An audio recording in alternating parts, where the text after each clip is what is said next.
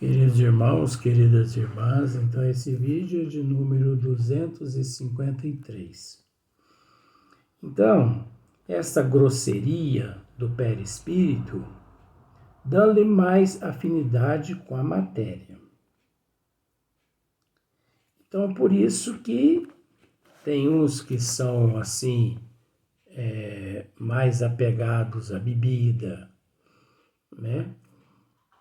Porque o perispírito e o espírito, neste processo, eles agem em comum acordo. É como se fosse em comum acordo. Por quê?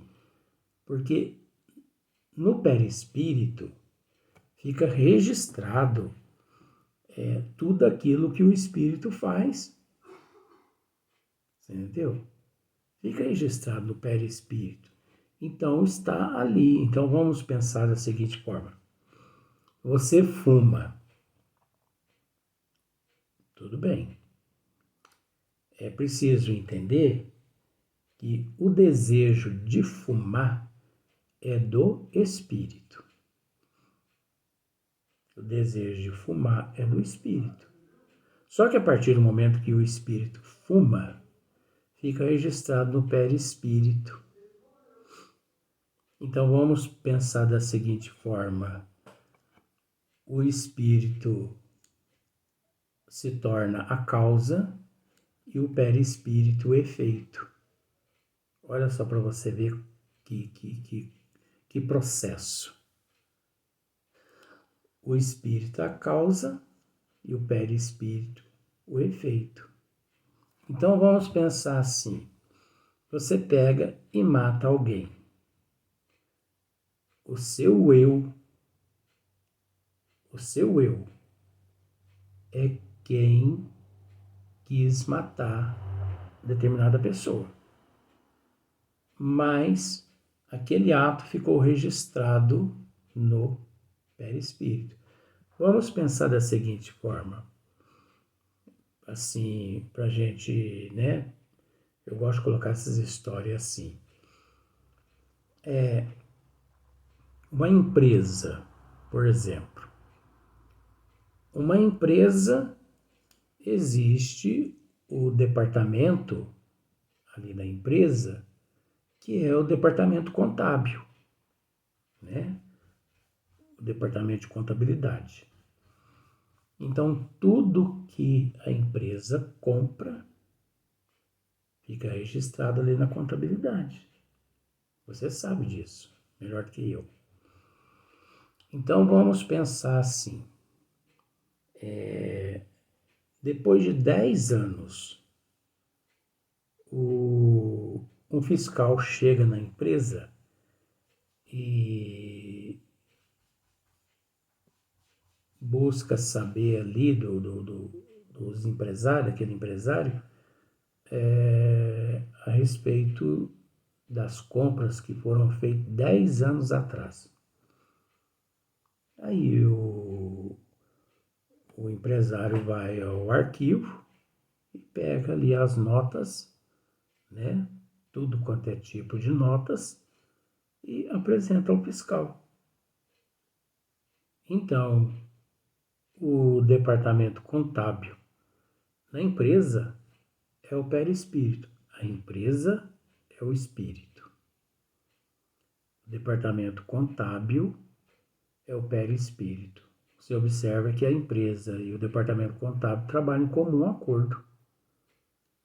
Tudo que uma compra fica registrado no outro.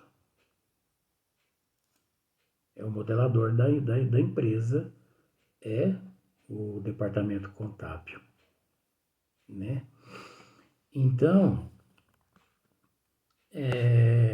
a pessoa fala assim, mas tem pessoas que dizem assim, mas eu aprendi a beber com o meu pai. Eu aprendi a fumar com o meu pai. Mentira. Isso é uma desculpa esfarrapada das pessoas que têm esses hábitos. Não tem nada disso. O bicho já trouxe de vidas passadas no seu perispírito o registro daqueles vícios. Ele trouxe o registro dos vícios. Porque, caso contrário, ele não faria uso de nada, né? Eu tenho essa experiência na minha família. Isso é uma experiência da minha família, então eu falo da minha família, porque só falta a minha família me processar. Mas para você ver, meu pai mesmo, que já desencarnou, graças a Deus, está no plano espiritual, junto com os bons espíritos, né? Então, o meu pai mesmo, quando mais jovem, ele possuía o vício da bebida. E bebia, mas bebia mesmo, bebia, né, para valer. E, no entanto, eu não sou viciado em bebida, não bebo, não tenho nada contra quem bebe. Meu pai era viciado no cigarro, nunca fumei na minha vida, não tenho nada contra quem fuma. Né? Tem pessoas que dizem assim, a parte que não presta, existe uma parte no corpo que não presta. Aí você pergunta para a pessoa, qual é essa parte que não presta? A língua. Quem disse, gente? A língua é um membro do corpo, como a mão, como a orelha, como os pés. É uma parte muito importante do corpo. O espírito e o perispírito é aquela pessoa que não presta. A língua não tem nada a ver com isso. Porque as pessoas, por falta de conhecimento, as pessoas precisam raciocinar que o que faz a pessoa conversar não é a língua. Muitas pessoas acham, né? A pessoa conversa graças à língua dele. Não é a língua. A pessoa conversa graças às cordas vocais. Olha só para você ver a falta de conhecimento das pessoas. É lógico que a língua, junto com as cordas vocais, ela trabalha em comum acordo. Então, a língua, ela auxilia, né, nos impulsos, nas vibrações das cordas vocais. Mas quantas pessoas que são mudas e que têm língua? E aí, como é que fica? Pessoas são mudas, né? Elas não falam nada, mas elas têm a língua. Mas não têm elas as cordas vocais. E aí, como que fica? E essa teoria é agora de que a língua é uma parte do corpo que não presta.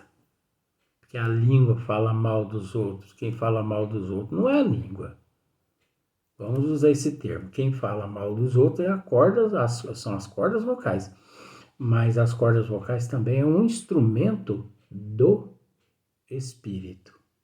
É um instrumento da alma. É um instrumento da alma.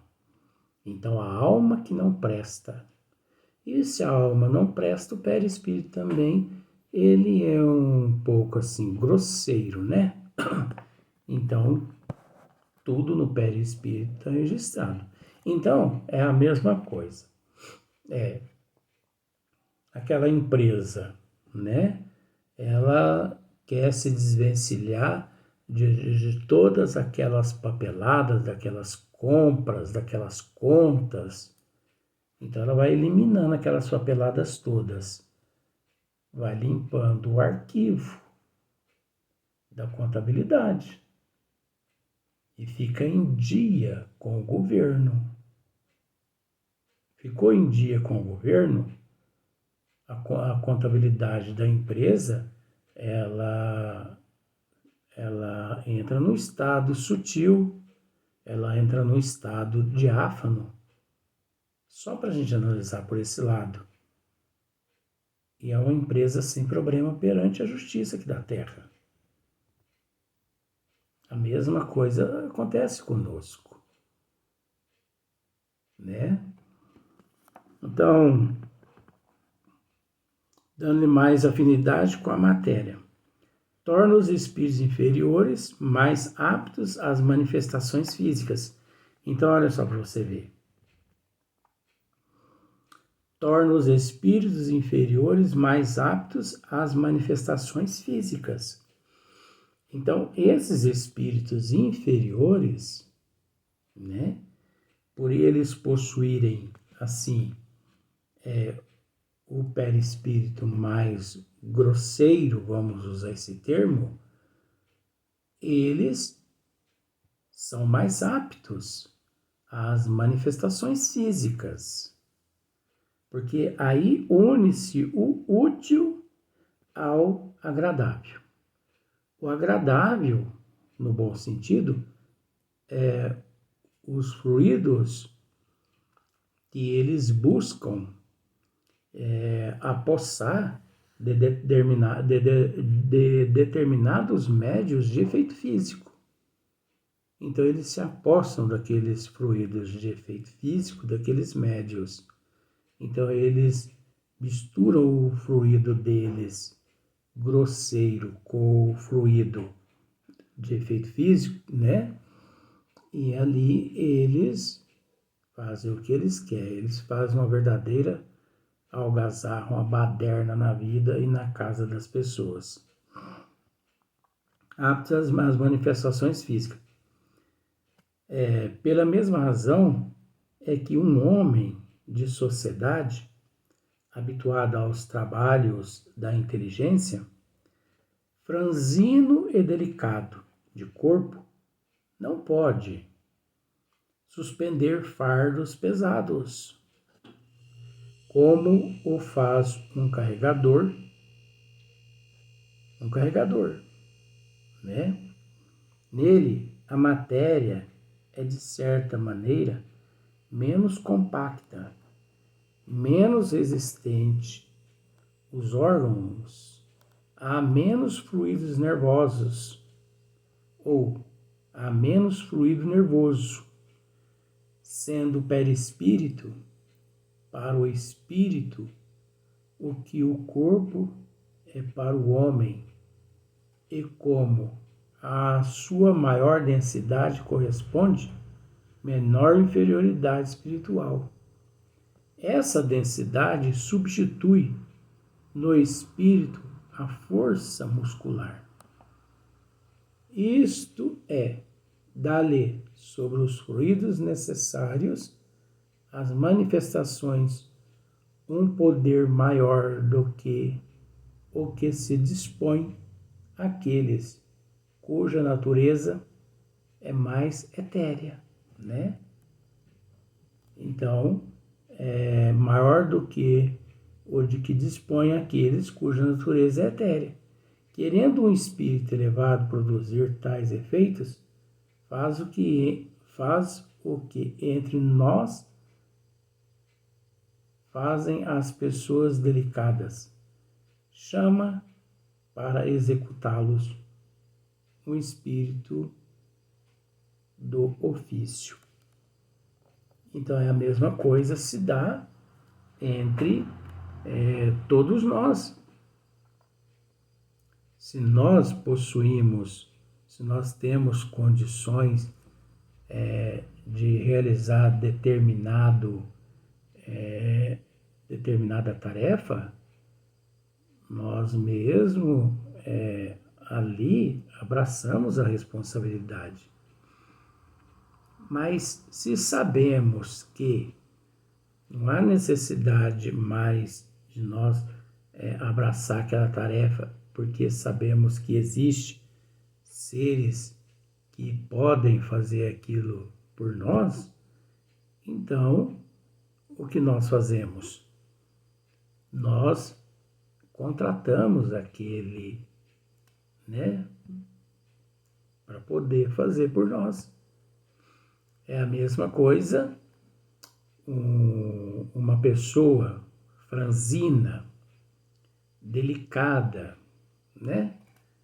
Então, ele é franzino, ele é delicado, ele não tem aquelas energias que aquele outro acostumado a carregar sacas de 60 quilos, 70 quilos, ele não tendo força suficiente, ele contrata aqueles que ele sabe que dão conta do recado. É mais ou menos dessa forma que aqui se encontra, porque olha só para você ver, há menos fluido nervoso, sendo o perispírito para o espírito, sendo o perispírito para o espírito, o que o corpo é para o homem, o que o corpo é para o homem, e como a sua maior densidade corresponde menor inferioridade espiritual. Essa densidade substitui no espírito a força muscular.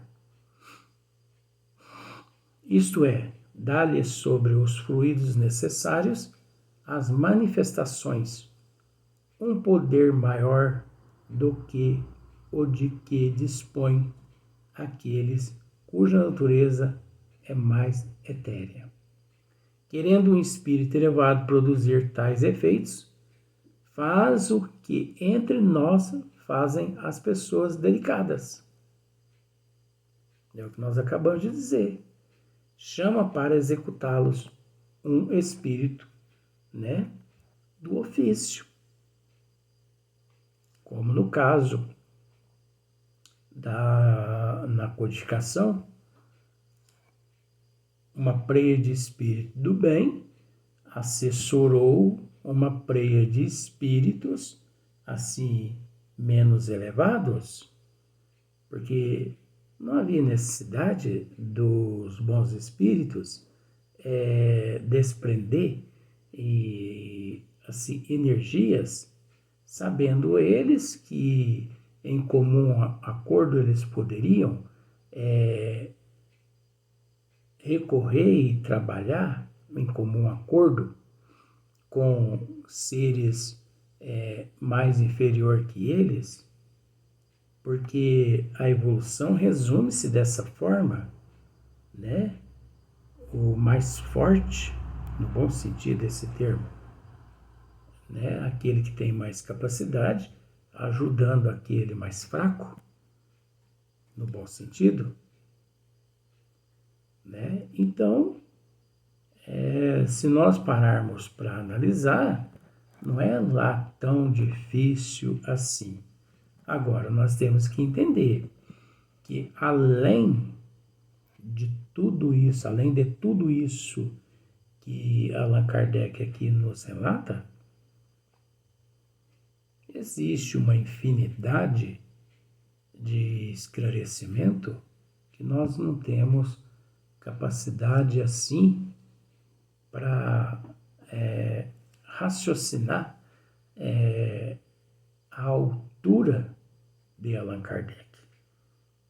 Nós não temos, porque você observa que isso tudo que nós acabamos de ler aqui e de esmiuçar foi uma nota de rodapé deixada por Allan Kardec. Isso equivale a dizer que essa nota de rodapé ele extraiu das respostas do Espírito São Luís até esse dado momento aqui no Livro dos Médiuns. Por isso ele continua aqui, ó, para você ver. Kardec faz a seguinte pergunta novamente. Outra pergunta. Se compreendemos bem o que disseste, o princípio vital reside no fluido universal. O espírito tira deste fluido o envoltório semimaterial que constitui o seu perispírito e é ainda por meio deste fluido que ele atua sobre a matéria inerte. É assim? É assim? Isso é pergunta de Kardec ao Espírito de São Luís. Agora, olha só para você ver a resposta de São Luís. São Luís responde da seguinte forma. Quer dizer, quando vem esse quer dizer, é complicado. É a mesma coisa de São Luís pensando assim, quer dizer, aí pensa. Bom, vou responder desse jeito aqui a Kardec, porque ele não está ainda em condições, a humanidade ainda não está em condições, e outra, eu acho que Allan Kardec não entendeu. Allan Kardec não entendeu quando eu disse a ele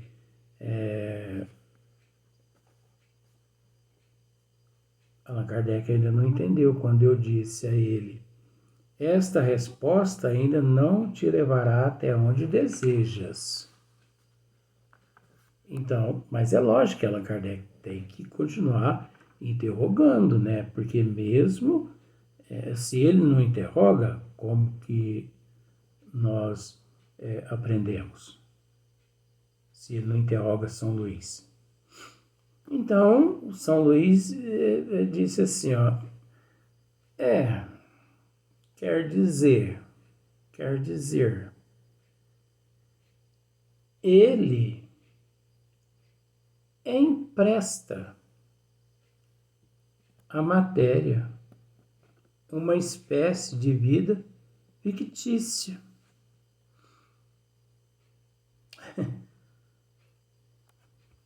É complicado, né, essa questão. Empresta. Porque você entende que quando a gente empresta, a gente tem que devolver. Daí um certo tempo a gente tem que devolver. Você pede algo emprestado a alguém. Qual é a tua obrigação, o teu dever, daí algum tempo depois que você o usou? Não é devolver? Então, essa aqui foi a forma que São Luís encontrou. Olha só, quer dizer, ele empresta à matéria uma espécie de vida fictícia. Não pode haver um certo tipo de vida fictícia. A matéria se anima da vida animal. A mesa que se move debaixo das vossas mãos vive como animal. Obedece por si mesma ao ser inteligente. Não é este quem a impele, como faz o homem com um fardo. Quando ela se eleva, não é o espírito quem a levanta com o esforço do seu braço. É a própria mesa que, animada, obedece à impulsão que lhe dá o espírito. Então você observa, não é o espírito do médium quem dá aquele impulso. Não é o perispírito do médium que dá o impulso. O médium, ele fornece o fluido de efeito físico ao espírito. Ele fornece. Agora nós temos que entender que aquele fluido que ele fornece não retorna mais ao médium. Porque uma vez manipulado, impregna-se, impregna-se de uma tal forma na madeira, na mesa, na cadeira, vamos assim dizer, no objeto, que a partir daquele instante, como se fosse um animal, né? O fluido, a energia animal. Daquele momento em diante, aquele objeto, ele obedece à vontade do espírito ali presente. Não o espírito encarnado, a alma encarnada, e sim o espírito, o ser desencarnado que ali presente se encontra. Olha só para você ver a outra pergunta. Só que vai ser no próximo vídeo.